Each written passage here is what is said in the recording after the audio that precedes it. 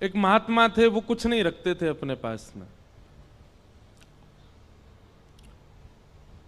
कभी किसी से कुछ लेते भी नहीं थे। हां, कोई भगवत वस्तु दे दे तो उसको संभाल लेते थे।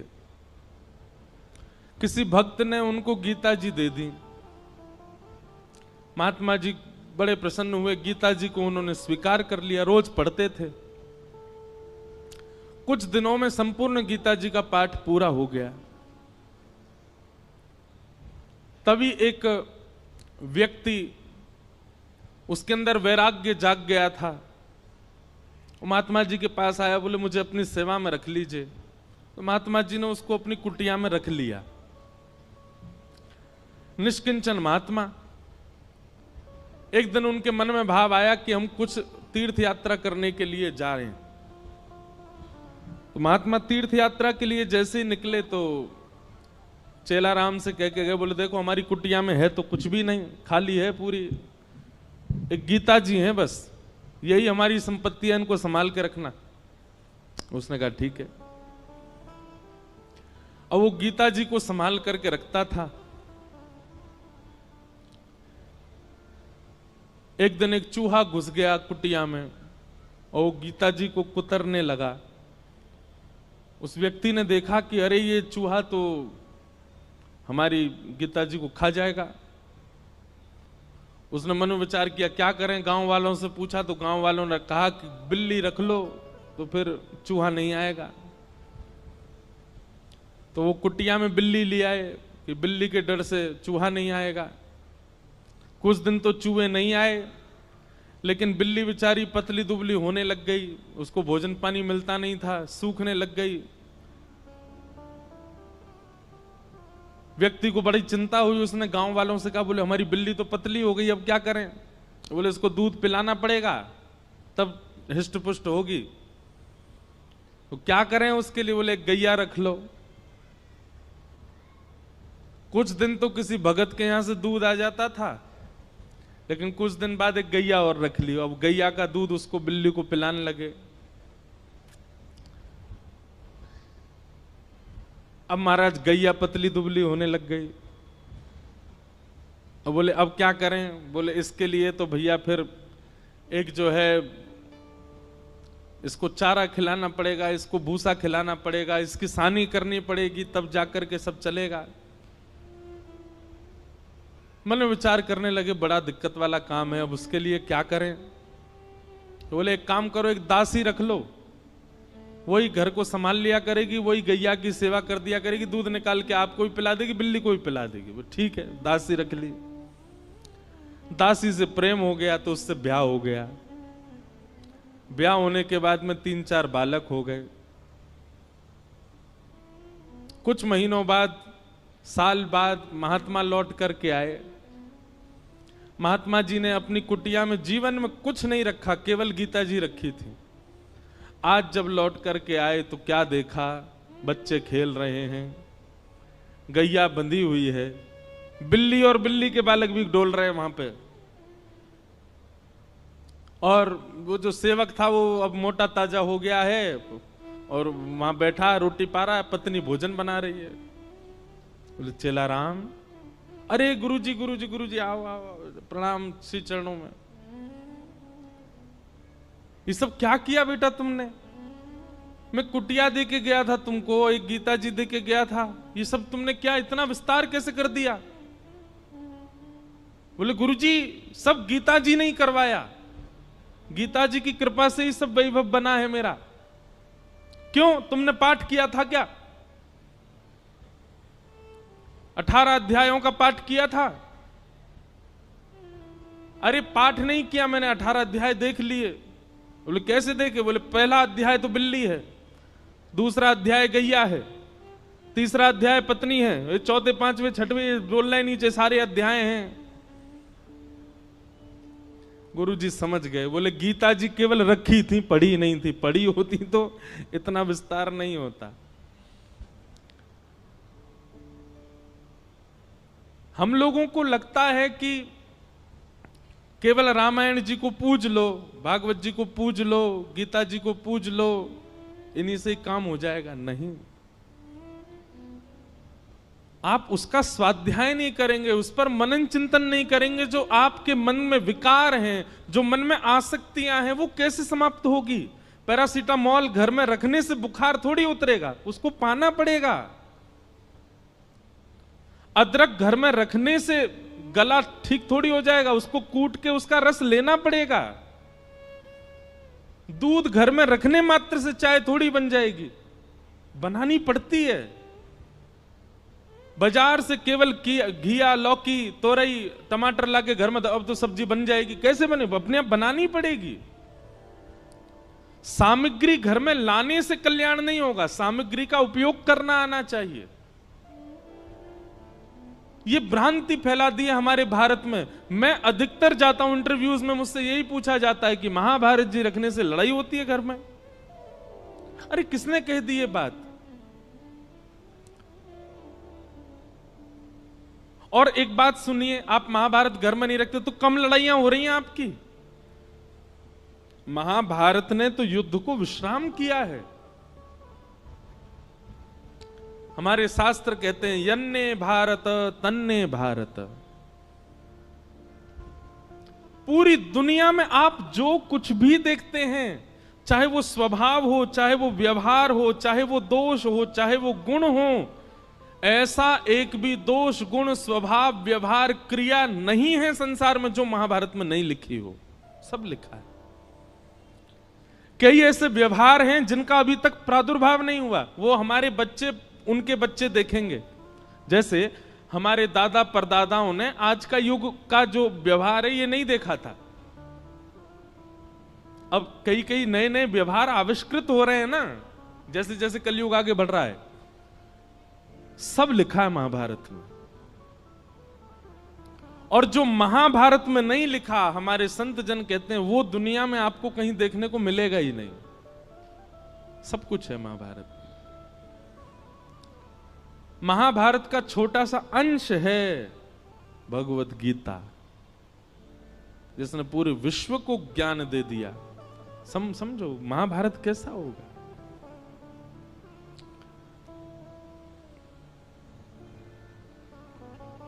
कल हम लोग द्रौपदी का प्रसंग सुन रहे थे। तत्पश्चात भगवान ने उत्तरा के बालक की रक्षा की। वही बालक परीक्षित हुआ। हमारे पूज्य पिताजी महाराज के गुरुदेव भगवान अनंत श्री विभूषित श्री रामानुज प्रपन्नाचार्य गुरु जी महाराज, हमारे दादा गुरु, उन्होंने भागवत जी के कई विषयों पर छोटे छोटी किताबें लिखी हैं। वो कहीं प्रकाशित नहीं है, हमारे घर में ही रखी हैं बस। तो कभी कभी मैं देखने का अवसर मिलता है तो मैं उसमें भाव देखता हूं गुरु जी के। तो वहां गुरुजी एक बात को संकेतित करते हैं कि भगवान ने उत्तरा के बालक की रक्षा क्यों की। अच्छा, भगवान बाहर खड़े खड़े भी ब्रह्मास्त्र को नष्ट कर सकते थे, लेकिन ठाकुर जी गर्भ में क्यों गए?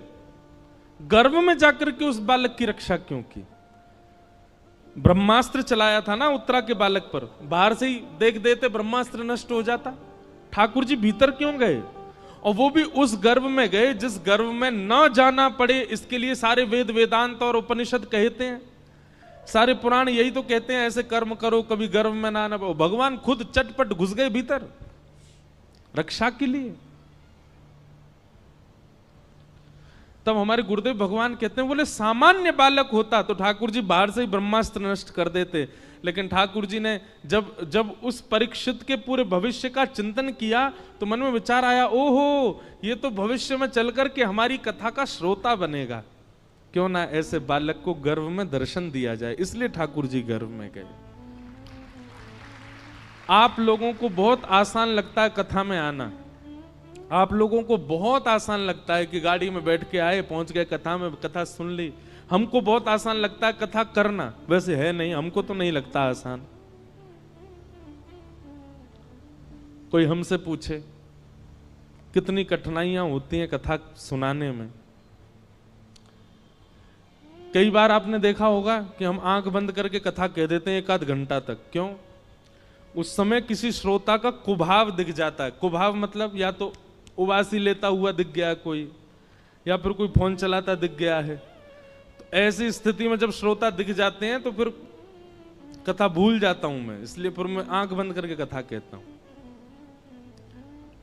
हम मना क्यों करते हैं कि जब हम मंच पे आए तो हमको स्पर्श मत करो, उसके पीछे कोई और बात नहीं। ऐसा नहीं कि मेरे अंदर बहुत पुण्य है इसलिए मना कर रहा हूं।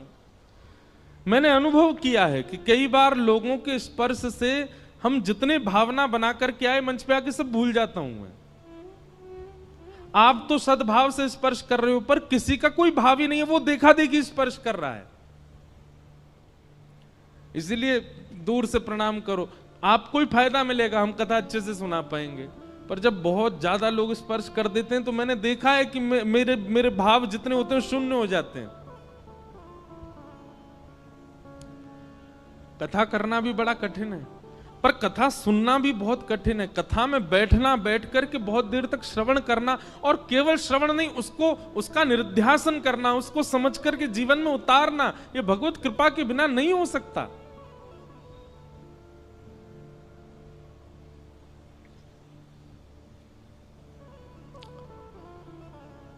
कथा का श्रोता होना सामान्य बात नहीं है। निश्चित ही ये बात आप लिख लीजिएगा, प्रमाणित है। अगर कोई व्यक्ति अपने जीवन में कथा से लगाव करता है, कथा श्रवण कर रहा है, उसने कभी ना कभी ठाकुर जी को देखा है, उसने दर्शन किया है ठाकुर जी का, इसीलिए उसकी रुचि बढ़ रही है।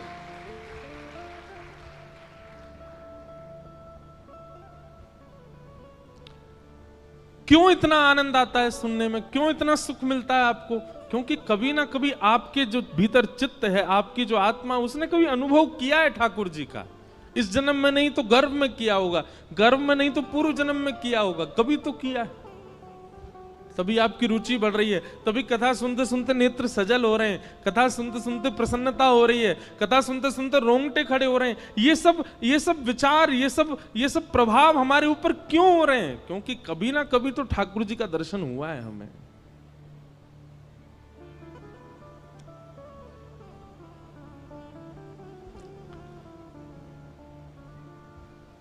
कुंती ने भगवान की स्तुति गाई, तत्पश्चात भीष्म पितामह ने भगवान की स्तुति गाई, और फिर भगवान द्वारिका प्रस्थान कर गए। उत्तरा के गर्भ के बालक ने जन्म लिया, और कुछ वर्ष बाद जब भगवान अपनी लीला पूरी करके चले गए, तब पांडवों ने उस बालक को राज्य गद्दी पर बिठा दिया, और पांडव भी स्वर्गारोहण को चले गए।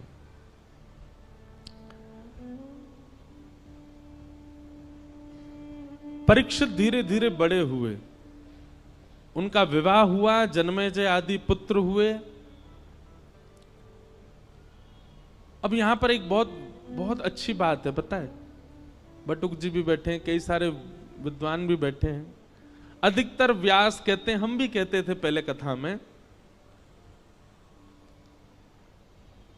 कि कलयुग को 5 स्थान दिए, और उन 5 स्थानों में एक स्थान जात रूप मदात प्रभो सोने में निवास दिया। अभी हम इसका विस्तार करेंगे, बस ये कुछ व्यास बैठे हैं सन्मुख, उनको बता रहे हैं।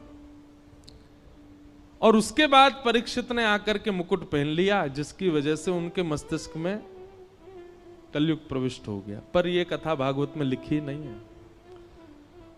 परीक्षित जी ने कोई मुकुट नहीं धारण किया, बल्कि श्रीमद् भागवत जी में तो स्पष्ट ऐसा लिखा है कि जब तक परीक्षित जी पृथ्वी पर थे, कलयुग थरथर कांपता था। कलयुग ने अपना प्रभाव डाला ही नहीं कहीं पर भी। तो फिर कहते हैं, फिर परीक्षित की मति कैसे बिगड़ी? उन्होंने एक संत का अपमान कैसे कर दिया? तो यहां भाव बताया गया, क्षुधा, भूख।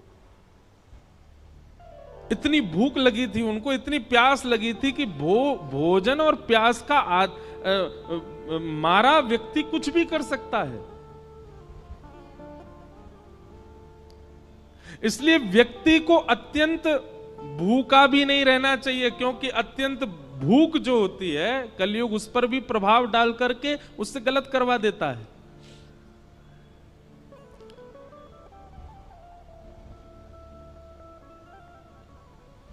दो लोगों को भगवान नहीं मिलते,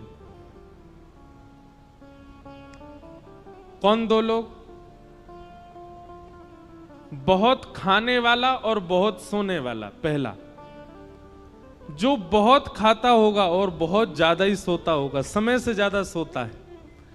अच्छा देखो, एक हमारे जैसे सोने वाले हैं। हमारे जैसे सोने वाले मतलब जिनकी 4-4, 5-5, 6-6 महीना की नींद बकाया है। कभी कभी नींद आती है तो खूब देर तक सो लेते हैं, पर कभी कभी सो पाते हैं हम। लेकिन एक व्यक्ति करता धरता कुछ नहीं, पूरे दिन पड़ा रहता है बस, फिर भी उसको इतनी नींद आती है कि रात में सोता है, सवेरे उठता है 10-11 बजे। कोई परिश्रम नहीं करता, कहीं बाहर जाने का उसका काम नहीं, घर में पड़ा रहेगा पूरे दिन, और फिर भी उसको इतनी नींद आती है कि 7-8 घंटे सोता है।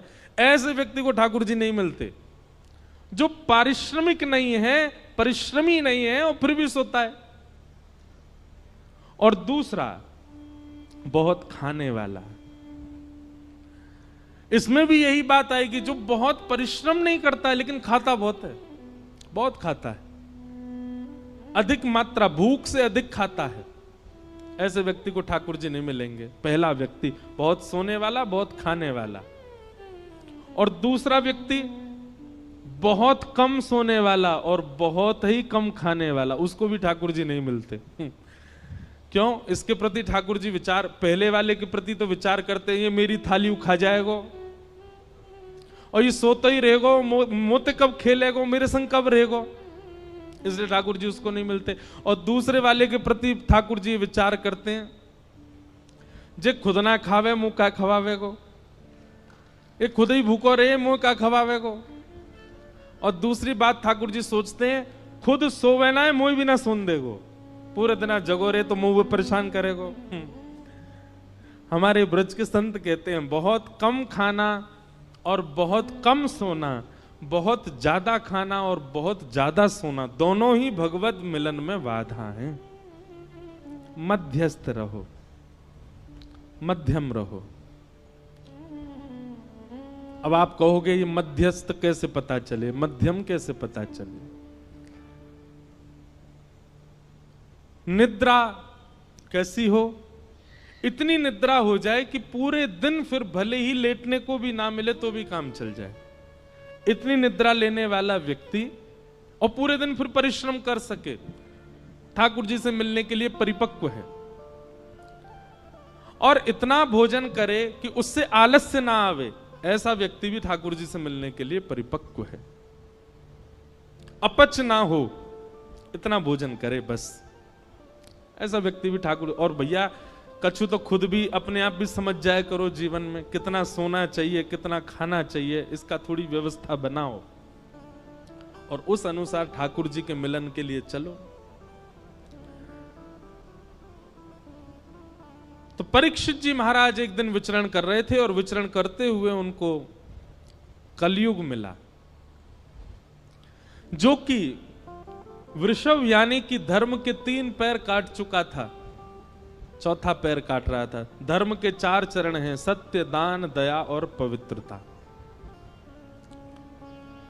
कलयुग में केवल 1 पैर बचा है धर्म का, वो है सत्य। दान, दया और पवित्रता तो खत्म हो चुके हैं। कलयुग में दान नहीं करता व्यक्ति, दिखावा करता है। कलयुग में दया नहीं करता व्यक्ति, एहसान करता है। कलयुग में पवित्र नहीं रहता व्यक्ति, केवल पवित्रता का आडंबर करता है। थोड़ा बहुत यदि बचा है तो सत्य बचा है। सत्य भी बोलता नहीं है, सुनने के लिए सत्य चाहिए। दूसरे से भले ही झूठ बोले पर अपने लिए उसको सत्य चाहिए, इतना सत्य बचा है बस। और कलयुग उस चौथे पैर को भी काट रहा है, सत्य को। तभी परीक्षित जी महाराज पहुंच गए, कलयुग को पकड़ लिया, जान से मारने लगे, चरणों में गिर गया, महाराज मुझे स्थान दे दीजिए। तब 4 स्थान प्रदान किए, द्यूतम, पानम, स्त्रिय, सूना, ये 4 स्थान पहले प्रदान किए। जुआ, मदिरा पान, भक्ष भक्ष सेवन, पर स्त्री पर पुरुष गमन और हिंसा, लड़ाई झगड़ा, कलेश, इसमें कलयुग का निवास।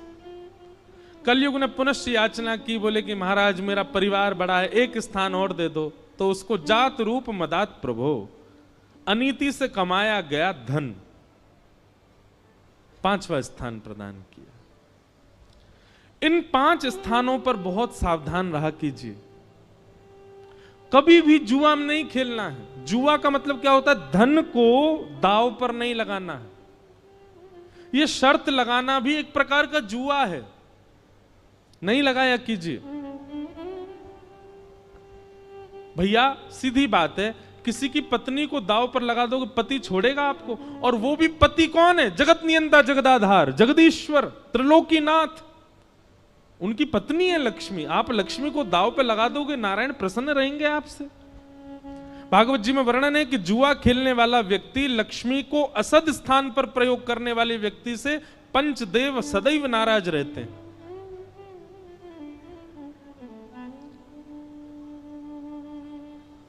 कई बार हमने देखा कि जुआ खेलने वाले व्यक्ति प्रारंभिक स्थिति में बहुत धन कमा लेते हैं,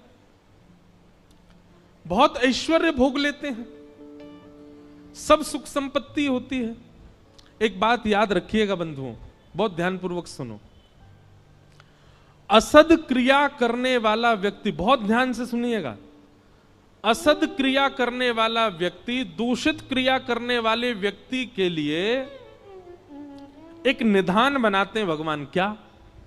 जैसे भगवान दिखते हैं कि गलत कर रहा है, तो उसके इस जन्म के एवं उसके आगामी जितने जन्म हैं एवं पूर्व के जन्मों के जितने भी पुण्य हैं, जितने भी सुख हैं, जितनी भी समृद्धियां हैं, सब एक साथ ठाकुर जी उसको देख करके भुगवाते हैं। जल्दी इसका कोटा खत्म करो, जल्दी जल्दी इसको खवाओ।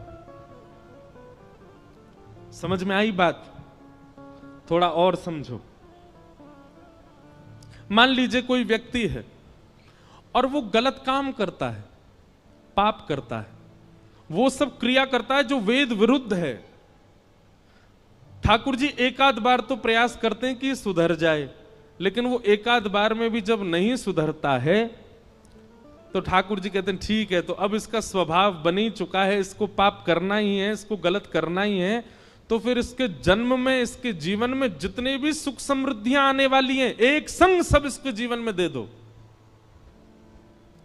उसके पास धन भी आ जाएगा, उसके पास संपत्ति भी आ जाएगी, वो जो चाहेगा उसको मिलने लग जाएगा। लेकिन वो यह नहीं समझ पाता है कि मेरा खाता खत्म किया जा रहा है जल्दी जल्दी। एक साथ सब भुगवा करके फिर ठाकुर जी उसको ऐसा गिरते हैं, ऐसा गिरते हैं, जैसे उसका शून्य हो जाता है खाता, फिर वो जीवन में उठ नहीं पाता। इस जीवन में नहीं, कितने जन्मों तक नहीं उठ पाता। और भक्ति करने वाले के साथ उल्टा होता है। जैसे ठाकुर जी देखते हैं तिलक लगाने लग गया, कंठी पहनता है, माला जप करता है, नित्य हरिनाम संकीर्तन करता है, कथा श्रवण करता है, तो ठाकुर जी कहते हैं इसके जीवन में जितने दुख आने वाले हैं, इसके अनेक जन्मों में जितने दुख आने वाले, सब भुगवा के इसके सारे खाते खत्म करो दुख के। और एक साथ ठाकुर जी भुगवा भुगवा करके सब नष्ट कर देते हैं, शून्य कर देते हैं। और जैसे ही उसका खाता शून्य होता है, ठाकुर जी आकर के उसको हृदय से लगा लेते हैं। कभी कभी बंधुओं एक बात कहे हम, कभी कभी आप जो चाहते हो वो होने लग जाता है, सब कुछ बहुत अच्छा अच्छा चल रहा है, और इसके बदले में आप ये भी जानते हो कि आप पाप करते हो, आप वो सब क्रिया करते हो जो वेद विरुद्ध है, जो शास्त्र विरुद्ध है, और फिर भी आपके साथ सब कुछ अच्छा अच्छा होता है, तो संकेत समझ लेना खाता खत्म किया जा रहा है अच्छाई का। और जिस दिन कंठी माला पहनो, तिलक धारण करो, गुरु मंत्र ले लो, नाम जप करना प्रारंभ कर दो, तैयार हो जाना। अब ठाकुर जी हमारे बुराई के, हमारे जीवन के आने वाले दुखों के, कष्टों के, आर्तों के जितने भी विपत्तियां हैं सब अब भेजेंगे। हमको उसको निवृत्त करना, उससे नष्ट करना, उससे निकलना है, घबराना नहीं है।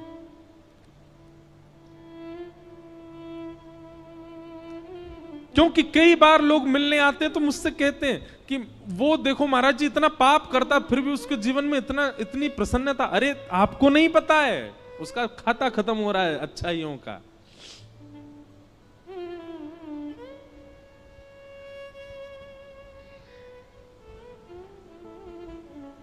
इसलिए कभी कभी जीवन में रुकावटें आना, कभी कभी जीवन में एंजाइटी आना, डिप्रेशन आना, चिंताएं बढ़ना, थोड़ी थोड़ी परेशानियां आना,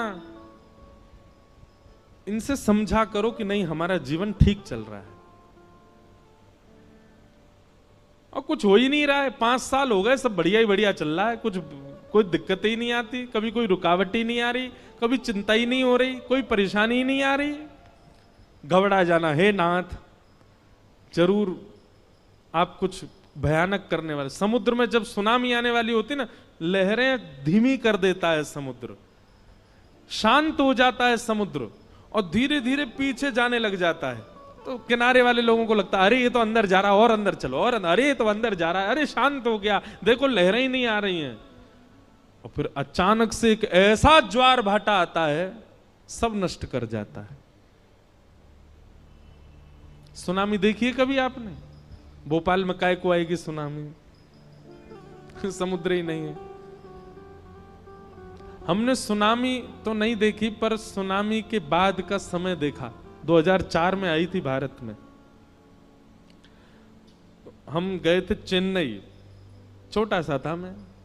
उसके बाद सुनामी के बाद का समय, और कभी देखना हो ना तो कभी रामेश्वरम जाइए, और रामेश्वरम दर्शन करके फिर आप जब धनुषकोडी जाएंगे तो बीच का जो मार्ग है वहां देखेंगे दोनों तरफ समुद्र है, इधर भी समुद्र, बीच में रास्ता। तो वहीं एक गांव हुआ करता था किसी समय पर, वो सुनामी में आज भी पूरा गांव वहां दिखता है, टूटे हुए घर, बहुत भयानक। हमारी कथा अभी रामेश्वरम में, हम साल भर में एक ही राम कथा करते हैं बस।